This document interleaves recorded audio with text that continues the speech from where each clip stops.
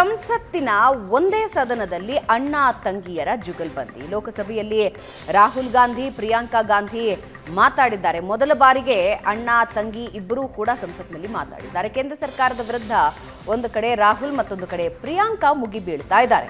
ಲೋಕಸಭೆಯಲ್ಲಿ ಮೊದಲ ಬಾರಿಗೆ ಪ್ರಿಯಾಂಕಾ ಗಾಂಧಿ ಭಾಷಣ ಮಾಡಿದ್ರು. ಉಪಚುನಾವಣೆಯಲ್ಲಿ ವಯನಾಡಿನಿಂದ ಪ್ರಿಯಾಂಕಾ ಗೆದ್ದಿದ್ದಾರೆ. ಸಂವಿಧಾನ ವಿಷಯದ ಚರ್ಚೆ ವೇಳೆ ಕಾಂಗ್ರೆಸ್ ಸಂಸದೆ ಮಾತಾಡಿದ್ದಾರೆ. ಪ್ರಧಾನಿ ಮೋದಿ ವಿರುದ್ಧವೂ ಅಬ್ಬರಿಸಿದ್ರು. ಸಂವಿಧಾನ ಪುಸ್ತಕವನ್ನು ಮೋದಿಜಿ ಹಣೆಗೆ ಒತ್ಕೊಂಡಿದ್ದಾರೆ. ಮಣಿಪುರ ಸಂಭಾಲ್ ಘಟನೆ ಕಾಣಿಸಲೇ ಇಲ್ಲ ಅಂದಿದ್ದಾರೆ. ಇನ್ನು ಜನಾದೇಶದಿಂದ ರಚಿಸಿದ ಸರ್ಕಾರಗಳನ್ನೇ ತೆಗೀತಾರೆ, ಬಿಜೆಪಿ ಬಳಿ ವಾಷಿಂಗ್ ಮೆಷಿನ್ ಇದೆ ಅಂತ ಮೋದಿ ಮತ್ತು ಬಿಜೆಪಿ ಸರ್ಕಾರದ ವಿರುದ್ಧ ಅಬ್ಬರಿಸಿದ್ರು. ಇನ್ನು ಆಪರೇಷನ್ ಕಮಲದ ಬಗ್ಗೆ ಕೂಡ ಗುಡುಗಿದ್ದಾರೆ. ಇನ್ನು ಸಂಸತ್ನಲ್ಲಿ ರಾಹುಲ್ ಗಾಂಧಿಯದ್ದು ಒಂದು ರೀತಿ ಪೇಲವ ಮಾತು. ಕೆಲವೊಂದು ಗೊಂದಲಕಾರಿ ಹೇಳಿಕೆಗಳು ಮುಂದುವರಿತಾ ಇದೆ. ಈ ಬಾರಿಯೂ ಕೂಡ ಆ ಗೊಂದಲದ ಹೇಳಿಕೆಗಳಿಗೆ ಹೊರತಾಗಿರಲಿಲ್ಲ ಅವರ ಭಾಷಣ. ಹಾಗಾದ್ರೆ ಇಬ್ಬರ ಭಾಷಣ ಹೇಗಿತ್ತು ಕೇಳಿ. प्रधानमंत्री जी यहाँ सदन में संविधान की किताब को यूं माथे से लगाते हैं, लेकिन संभल में, हाथरस में, मणिपुर में जब न्याय की गुहार आती है, उठती है, तो उनके माथे पे शिकन तक नहीं आता।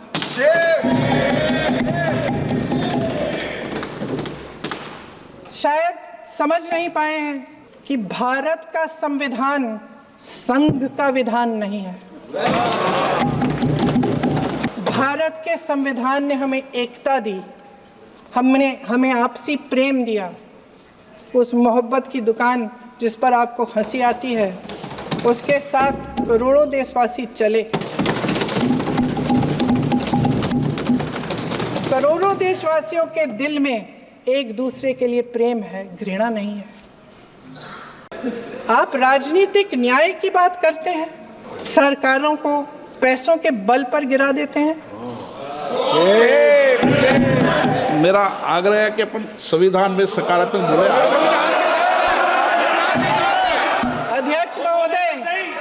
अध्यक्ष महोदय, सत्ता पक्ष के हमारे साथी ने एक उदाहरण दिया उत्तर प्रदेश की सरकार का, तो मैं भी एक उदाहरण दे देती हूँ। महाराष्ट्र की सरकार का मैं भी एक उदाहरण दे देती हूँ। हिमाचल की सरकार को तोड़ने की कोशिश किसने की? पैसों के बल पे की। गोवा की सरकार, तमाम उदाहरण है। राजस्थान की क्या ये सरकारें जनता ने नहीं चुनी थी? क्या संविधान इन पर लागू नहीं था? पूरी देश की जनता जानती है कि इनका, हंसती है, जानती है कि इनके यहाँ तो वॉशिंग मशीन है, तो यहाँ से वहाँ जाता है, वो धुल जाता है। इस तरफ दाग, उस तरफ स्वच्छता। और मेरे कई ऐसे साथी हैं जो इस तरफ होते थे, उस तरफ चले गए, मुझे दिख भी रहे हैं, वॉशिंग मशीन में शायद धुल गए हैं। ये अभय मुद्रा है। इसमें कॉन्फिडेंस, स्ट्रेंथ, निडरता कहां से आती है? हुनर से आती है, इस अंगूठे से आती है। ये लोग इसके खिलाफ हैं। जैसे द्रोणाचार्य जी ने एकलव्य का अंगूठा काटा, वैसे ही आप पूरे देश का अंगूठा काटने में लगे हुए हो। आप जैसे द्रोणाचार्य जी ने एकलव्य का अंगूठा काटा, वैसे ही आप हिंदुस्तान के युवाओं का, जैसे एकलव्य का अंगूठा काटा गया, वैसे ही आप हिंदुस्तान के युवाओं का, सबका अंगूठा काटते हो। जब आप अदानी जी को धारावी देते हो, तो आप धारावी के जो एंटरप्रेन्योर्स हैं, जो स्मॉल एंड मीडियम बिजनेसेस हैं, उनका आप अंगूठा काटते हो। जब आप हिंदुस्तान के पोर्ट्स, एयरपोर्ट्स, डिफेंस इंडस्ट्री, ये सब जब आप अदानी को देते हो, हिंदुस्तान के सारे जो फेयर प्ले बिजनेसेस हैं, जो ईमानदारी से काम करते हैं, आप उन सब का अंगूठा काटते हो जब आप अदानी की मदद करते हो। ये अभय मुद्रा। And I want to start my speech by quoting what the Supreme Leader not of the BJP, but of the modern interpretation of the ideas of the RSS has to say about the Constitution of India and about how he thinks India should be run. The worst thing about the Constitution of India is that there is nothing Indian about it. Manusmriti is that scripture which is most worshipable after Vedas for our Hindu nation, and from which our ancient times have become the basis of our culture, customs, thought and practice. This book, for centuries, has codified. Prashant, ಸ್ಪಷ್ಟ ಇದೆ ಅಂದರೆ ಇಬ್ಬರಿಗೂ ಇರೋ ವ್ಯತ್ಯಾಸ ಸ್ಪಷ್ಟ ಇದೆ. ಅಲ್ಲ, ಇದ್ರ ಬಗ್ಗೆ ಈಗ ಒಂದು ದೊಡ್ಡ ಚರ್ಚೆ ರಾಜಕೀಯ ವಲಯದಲ್ಲೂ ಶುರುವಾಗಿದೆ. ನೋಡಿ, ಮೊದಲಿಗೆ ಪ್ರಿಯಾಂಕಾ ಗಾಂಧಿಯಿಂದ ತೆಗೆದುಕೊಳ್ಳೋದಾದರೆ, ಪ್ರಿಯಾಂಕಾ ಗಾಂಧಿ ವಯನಾಡಿಂದ ಗೆದ್ದು ಬಂದ ಮೇಲೆ, ಲೋಕಸಭೆಗೆ ಬಂದ ಮೇಲೆ ಹೇಗೆ ಮಾತಾಡ್ತಾರೆ ಅಂತಕ್ಕಂಥದ್ರ ಬಗ್ಗೆ ಭಾಳ ಕುತೂಹಲ ಇತ್ತು. ನೋಡಿ, ಕಾಂಗ್ರೆಸ್ನ ಇವತ್ತಿನ ಸಮಸ್ಯೆಗೆ communication is also the main reason. ನೀವು ರಾಜೀವ್ ಗಾಂಧಿ 91ರಲ್ಲಿ ಅವ್ರ ಹತ್ಯೆ ಆದ ನಂತರ ಕಾಂಗ್ರೆಸ್ನಿಂದ, ಕಾಂಗ್ರೆಸ್ನ ಪಾಲಿಸೀಸ್ಗಳ ಬಗ್ಗೆ ಕಮ್ಯುನಿಕೇಷನ್ ಯಾರು ಮಾಡಿದ್ದಾರೆ? PV ನರಸಿಂಹರಾವ್ ವಾಸ್ ಅ ಬ್ಯಾಡ್ ಅನ್ನಲ್ಲ, ವರ್ಸ್ಟ್ ಕಮ್ಯುನಿಕೇಟರ್. ಅವ್ರು ಕಮ್ಯುನಿಕೇಟೇ ಮಾಡ್ತಿರ್ಲಿಲ್ಲ. ಅವರ ಡಿಸಿಷನ್ಸ್ಗಳು ಚೆನ್ನಾಗಿದ್ವು, ಆದರೆ ಕಮ್ಯುನಿಕೇಟ್ ಮಾಡಲಿಕ್ಕೆ ಸಾಧ್ಯ ಇರಲಿಲ್ಲ. ದೆನ್ ಸೋನಿಯಾ ಗಾಂಧಿ, ಅವ್ರಿಗೊಂದು ಹಿಂಡರೆನ್ಸ್, ನ್ಯಾಚುರಲ್ ಹಿಂಡರೆನ್ಸ್ ಇತ್ತು. ಯಾಕಂದರೆ ಭಾರತದಲ್ಲಿ ಹುಟ್ಟಿ ಬೆಳೆದ ಹೆಣ್ಮಗಳ, she was gracious, no doubt about it. ಆದರೆ ನೀವು 2000 ಇಸ್ವಿಯ ನಂತರ communication is the biggest tool for politics ಅನ್ನುವ ಸಂದರ್ಭದಲ್ಲಿ 2004ರಲ್ಲಿ ಮನಮೋಹನ್ ಸಿಂಗ್ ಬಂದರು. He was not good communicator. ಮನಮೋಹನ್ ಸಿಂಗ್ರ ಸಾಧನೆ ಅಗಾಧ ಇದೆ, ನಾನು ಅದನ್ನು ಪ್ರಶ್ನೆನೇ ಮಾಡ್ತಿಲ್ಲ.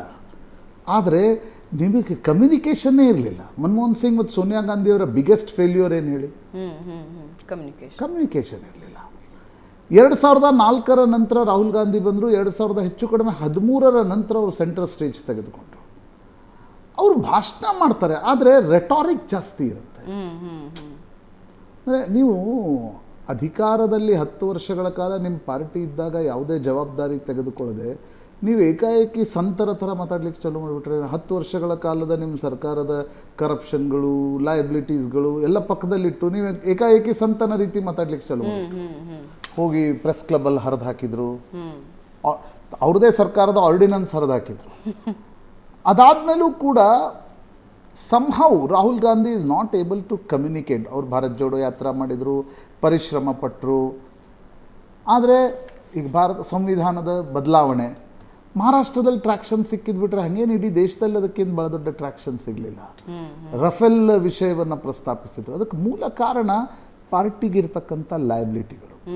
ಮತ್ತು ರಾಹುಲ್ ಗಾಂಧಿ, ನನಗನ್ಸುತ್ತೆ ಅವರು ಓವರ್ ಕಮ್ಯುನಿಕೇಷನ್ ಅಂತಿರೋ ಅಥವಾ ರೆಟಾರಿಕ್ ಅಂತಿರೋ ಅಥವಾ ಅವರ ಮಾತುಗಳಿಗೆ ಏನೋ ಒಂದು ಬೇರಿಯರ್ ಸ್ಪಷ್ಟವಾಗಿ ಕಾಣ್ತಾ ಇತ್ತು. ಆದರೆ ಪ್ರಿಯಾಂಕಾ ಗಾಂಧಿ ಬಗ್ಗೆ ಬಹಳ ಕುತೂಹಲ ಇತ್ತು. ಮೊದಲ ಬಾರಿಗೆ ಕಾಂಗ್ರೆಸ್ನಲ್ಲಿ ಕಳೆದ 30-34 ವರ್ಷಗಳ ರಾಜಕಾರಣದಲ್ಲಿ ಶಾಂತ ರೀತಿಯಿಂದ ವಿರೋಧಿಗಳನ್ನು ಹಣಿಯುತ್ತಾ ತನ್ನ ಪಾರ್ಟಿ ಬಗ್ಗೆ ಕೂಡ ಹೇಳುವ ನಾಯಕಿ ಸಿಕ್ಕಿದ್ದಾರೆ. ನಾನು ತಕ್ಷಣಕ್ಕೆ ಒಂದೇ ಭಾಷಣಕ್ಕೆ ಜಂಪ್ ಇಂಟು ದ ಕನ್ಕ್ಲೂಷನ್ ಆಗಿ ಕೆಲವರು ಇಲ್ಲ ಇಂದಿರಾ ಗಾಂಧಿ ರಿಟರ್ನ್ಸ್ ಅಂತಕ್ಕಂಥದ್ದನ್ನೆಲ್ಲ ಹೇಳ್ತಾ ಇದ್ರು. It is too early to say anything. But ಕಾಂಗ್ರೆಸ್ಗೆ ಯಾರ ನಾಯಕತ್ವ ಮುಂದಿನ ದಿನದಲ್ಲಿ ಸಿಗಲಿದೆ ಅಂತಕ್ಕಂಥದ್ದು ಈ 2 ಭಾಷಣದ ಕಂಪ್ಯಾರಿಸನ್ನಿಂದ ಭಾಳ ಸ್ಪಷ್ಟ. ನೋಡಿ, ಇಂದಿರಾ ಗಾಂಧಿ ಬಿಟ್ಟರೆ ರಾಜೀವ್ ಗಾಂಧಿ ಕೂಡ ಹೋಗಿ ಏನು ಚುನಾವಣೆಗಳನ್ನು ಮ್ಯಾನೇಜ್ ಮಾಡಿದವರಲ್ಲ. ಕಾಂಗ್ರೆಸ್ನಲ್ಲಿ ಈಗ ಮೋದಿ, ಅಮಿತ್ ಶಾ ಹೆಂಗೆ BJPಗೆ ಚುನಾವಣಾ ಮ್ಯಾನೇಜ್ ಮಾಡ್ತಾರೆ, ಆ ರೀತಿಯ ನಾಯಕತ್ವ ಬೇಕಿಲ್ಲ. ಒಂದು ಸೆಂಟರ್ ಆಫ್ ಗ್ರಾವಿಟಿ ಬೇಕು ಕಾಂಗ್ರೆಸ್ಗೆ. ಆ centre of gravity will take care of ಕಾಂಗ್ರೆಸ್ನ ಸಮುದ್ರ. ಸೋನಿಯಾ ಗಾಂಧಿ ಆ ಸೆಂಟರ್ ಆಫ್ ಗ್ರಾವಿಟಿ ಆಗಿದ್ರು. ಬಟ್ ಕಳೆದ 10 ವರ್ಷಗಳಲ್ಲಿ ರಾಹುಲ್ ಗಾಂಧಿಗೆ ಆ ಸೆಂಟರ್ ಆಫ್ ಗ್ರಾವಿಟಿ ಆಗುವ ಕ್ಷಮತೆ ಬಂದಿರಲಿಲ್ಲ. ಅಥವಾ ಯಂಗ್ ಜನ್ರೇಷನ್ಗೆ ತನ್ನ ಮಾತುಗಳನ್ನು ಕಮ್ಯುನಿಕೇಟ್ ಮಾಡ್ತಕ್ಕಂಥ ಹಿ ವೆಂಟ್ ಟು ಲೆಫ್ಟ್. ಅವರ ಮಾತುಗಳು ಎಂದೂ ಕಾಂಗ್ರೆಸ್ ಸೆಂಟ್ರಿಸ್ಟ್ ಪಾರ್ಟಿ, ಅದು ಪೂರ್ತಿ ಎಡದತ್ತ ವಾಲ್ಬಿಟ್ರು. JNU ಅಂದರೆ BJP ಏನೇನು ದಾಳಗಳನ್ನು ಎಸಿತಾ ಇತ್ತು ಅದರ ಹಿಂದೆ ಸುತ್ತ ರಾಹುಲ್ ಗಾಂಧಿ ಓಡಾಡಿದರೆ ಹೊರತು ತಾನು ಕಾರ್ಡ್ಗಳನ್ನು ಎಸೆದು ಬಿ ಜೆ ಪಿಯನ್ನು ಹಿಂದಕ್ಕೆ ತರತಕ್ಕಂಥ ಪ್ರಯತ್ನವನ್ನು ಮಾಡಲಿಲ್ಲ. That is failure of Rahul Gandhi. ಮತ್ತು ನೀವು ಎಷ್ಟೇ ಕಾಂಗ್ರೆಸ್ನವ್ರು ಏನೇ ಹೇಳಿದರೂ ಕೂಡ ಲೋಕಸಭಾ ಚುನಾವಣೆಯಲ್ಲಿ ಬಂದಿರತಕ್ಕಂಥ 99 ಸೀಟ್ ನಾನು ಫ್ಲೂಕ್ ಅಂತ ಹೇಳಲ್ಲ, ಬೈ ಡಿಫಾಲ್ಟ್ ಬಂದಿವೆ. ಬಿ ಜೆ ಪಿ ಬೇಡ ಅಂದರೆ ಇವತ್ತು ದೇಶದಲ್ಲಿ ಕಾಂಗ್ರೆಸ್ಸು ಅನ್ನುವ ಕಾರಣಕ್ಕೋಸ್ಕರ ಬಂದಿವೆ, ನಾಯಕತ್ವದ ಕಾರಣದಿಂದ ಬಂದಿಲ್ಲ. ಹಾಗಿರುವಾಗ ಪ್ರಿಯಾಂಕಾ ಗಾಂಧಿಯವರ ಭಾಷಣ, ಪ್ರಿಯಾಂಕಾ ಗಾಂಧಿ ಮ್ಯಾನರಿಸಮ್ಸು ಸ್ವಲ್ಪ ಮಟ್ಟಿಗೆ ಕಾಂಗ್ರೆಸ್ನಲ್ಲಿ ವಿಶ್ವಾಸವನ್ನು ತರ್ತಾ ಇದೆ. ಆಮೇಲೆ ನೋಡಿ, ನಿಮಗೆ ಡಿಫ್ರೆನ್ಸ್ ಹೇಳ್ತೇನೆ. Good parliamentarian is not only who speaks. Priyanka Gandhi ಇಡೀ ನಾನು ಕಾನ್ಸ್ಟಿಟ್ಯೂಷನ್ ಡಿಬೇಟ್ 2 ದಿನದ ಗಮನಿಸ್ತಾ ಇದ್ದೆ. ವಿಪಕ್ಷಗಳ ಪ್ರತಿಯೊಬ್ಬ ಸಂಸದ ಮಾತನಾಡುವಾಗ ಕೂತ್ ನೋಟ್ಸ್ ಮಾಡ್ಕೊಳ್ತಾ ಇದ್ರು. ದಟ್ ಈಸ್ ಎ ಲಕ್ಷಣ of good parliamentary. Rahul Gandhi ತನ್ನ ಭಾಷಣ ಬಿಟ್ಟರೆ ಯಾವತ್ತು ಬಂದು ಪಾರ್ಲಿಮೆಂಟ್ನಲ್ಲಿ ಕೂತ್ಕೊಂಡಿದ್ದಾರೆ. He always comes as a restless. ನಿಮಗೆ ಇಂಥ ದೊಡ್ಡ ದೇಶವನ್ನು ತೆಗೆದುಕೊಂಡು ಹೋಗೋ ನಾಯಕತ್ವವನ್ನು ತೋರಿಸ್ಬೇಕಾದ್ರೆ ನಿಮಗೊಂದು ಅಪೆಟೈಟ್ ಬೇಕು. ಒಂದು ಐಡಿಯಾಲಜಿಕಲ್ ಅಪೆಟೈಟ್ ಬೇಕು, ಒಂದು ಪೊಲಿಟಿಕಲ್ ಅಪೆಟೈಟ್ ಬೇಕು, ಇನ್ನೊಂದು ಜನರನ್ನು ಸ್ವೀಕಾರ ಮಾಡ್ತಕ್ಕಂಥ ಅಪೆಟೈಟ್ ಬೇಕು. ಆ ಅಪೆಟೈಟ್ ರಾಹುಲ್ ಗಾಂಧಿಯಲ್ಲಿ ಕಾಣಲ್ಲ. ಐ ಆಮ್ ಸಾರಿ, ಅಂದರೆ ಈಗ ಅವರು ಕಾನ್ಸ್ಟಿಟ್ಯೂಷನಲ್ ಚೇಂಜ್ ಅಂತಾರೆ. ಅರೆ 2001ರಿಂದ 2014ರವರೆಗೆ ಒಂದು ರಾಜ್ಯದ ಮುಖ್ಯಮಂತ್ರಿಯಾಗಿ ಕೆಲಸ ನಿರ್ವಹಿಸಿ, 14ರಿಂದ 10 ವರ್ಷ ಪ್ರಧಾನಮಂತ್ರಿಯಾಗಿ ಕೆಲಸ ನಿರ್ವಹಿಸಿ, ಒಂದು ಇಷ್ಟಾದರೂ ಕ್ರೆಡಿಟ್ ಕೊಡ್ತಿರೋ ಇಲ್ಲೋ? ಕಾನ್ಸ್ಟಿಟ್ಯೂಷನ್ ಚೇಂಜ್ ಮಾಡಿಬಿಡ್ತಾರೆ ಅವರು ಅಂತ ನೀವು ಒಂದು ಡಿಬೇಟ್ ಹುಟ್ಟು ಹಾಕಿದ್ರಿ. ಆ ಡಿಬೇಟ್ ಎಷ್ಟು ದಿನ ಹೋಲ್ಡ್ ಆಗುತ್ತೆ? ಫಿಸಲ್ ಔಟ್ ಆಯ್ತದು ಮಹಾರಾಷ್ಟ್ರದಲ್ಲಿ.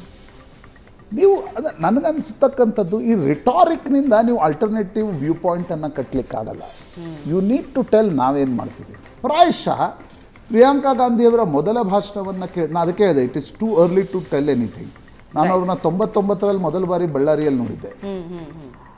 ಸೋನಿಯಾ ಗಾಂಧಿ ಮತ್ತು ಪ್ರಿಯಾಂಕಾ ಗಾಂಧಿ ಅಂಬಾಸಡರ್ ಕಾರ್ನ ಲೈಟ್ ಹಚ್ಚಿ ಹೊರಟಾಗ ಜನ ಇಂದಿರಮ್ಮ ಅವ್ರು ತೆಲುಗುದಲ್ಲಿ ಏನು ಹೇಳ್ತಾರೆ, ನಂಗೆ ತೆಲುಗು ಅಲ್ಲ, ವಾಪಸ್ ಬಂದರು ಅನ್ನೋ ಅದನ್ನು ಜನ ಅಲ್ಲಿನ ಮಹಿಳೆಯರು ಹೇಳ್ತಾ ಇದ್ರು. ಆದರೆ ನಂತರದ ಅವಧಿಯಲ್ಲಿ ಕಾಂಗ್ರೆಸ್ ಬೇರೆ ಬೇರೆ ಸಮಸ್ಯೆಗಳನ್ನು ಅನುಭವಿಸಿದೆ. ಆದರೆ ಪ್ರಿಯಾಂಕಾ ಒಂದು ಜೆಂಟಲ್ ಟಚ್ಚನ್ನು ವಿಪಕ್ಷಗಳ ನಾಯಕತ್ವಕ್ಕೆ ಕೊಡಬಹುದು ಅಂತಕ್ಕಂಥದ್ದು ಅವರ ಭಾಷಣದಿಂದ ಅನ್ನಿಸ್ತಾ ಇದೆ. But too early to tell anything. It's a long journey. ಯಾಕೆಂದರೆ ಇಂದಿರಮ್ಮನ ರಾಜಕಾರಣ ಇವತ್ತಿಲ್ಲ. ಇಂದಿರಾ ಗಾಂಧಿ ರಾಜಕಾರಣ ಬೇರೆ, ಪರಿಸ್ಥಿತಿ ಬೇರೆ, ಕಾಂಗ್ರೆಸ್ನ ಆಗಿನ ಸ್ಥಿತಿಗತಿ ಬೇರೆ, ವಿರೋಧ ಪಕ್ಷಗಳ ಸ್ಥಿತಿಗತಿ ಬೇರೆ. ಪ್ರಿಯಾಂಕಾ ಗಾಂಧಿ ಮುಂದಿನ ದಿನಗಳಲ್ಲಿ Congress in particular, opposition in general ಒಂದು ನಾಯಕತ್ವವನ್ನು ಕೊಡಲಿಕ್ಕೆ ಸಾಧ್ಯ ಆಗುತ್ತಾ ಅನ್ನೋ ಕುತೂಹಲ ಇದೆ. But she started with a good maiden speech. That is very important. ಖಂಡಿತ ಕಾಂಗ್ರೆಸ್ಸಿಗೆ ಈಗ ಸದ್ಯಕ್ಕೆ ಬೇಕಾಗಿರೋದು ಅದೊಂದು ಆಕ್ಸಿಜನ್ ರೀತಿ ಕೆಲಸ ಮಾಡುತ್ತೆ. ಒಂದು ಚಿಕ್ಕ ಬ್ರೇಕ್ ತಗೋಣ ವೀಕ್ಷಕರೇ. ಬ್ರೇಕ್ ನಂತರ ಮಹಾರಾಷ್ಟ್ರದ ಕಡೆ ಹೋಗೋಣ. ಏನಾಗ್ತಾ ಇದೆ ಸಂಪುಟದಲ್ಲಿ, ಯಾರ್ಯಾರಿಗೆ ಯಾವ್ಯಾವ ಖಾತೆಗಳು, ಮಾತಾಡೋಣ ಚಿಕ್ಕ ಬ್ರೇಕ್ ಆದಮೇಲೆ.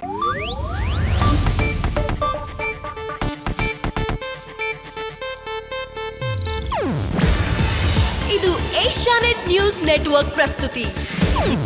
ನೀವು ನೋಡ್ತಿದ್ದೀರಾ ಏಷ್ಯಾನೆಟ್ ಸುವರ್ಣ ನ್ಯೂಸ್.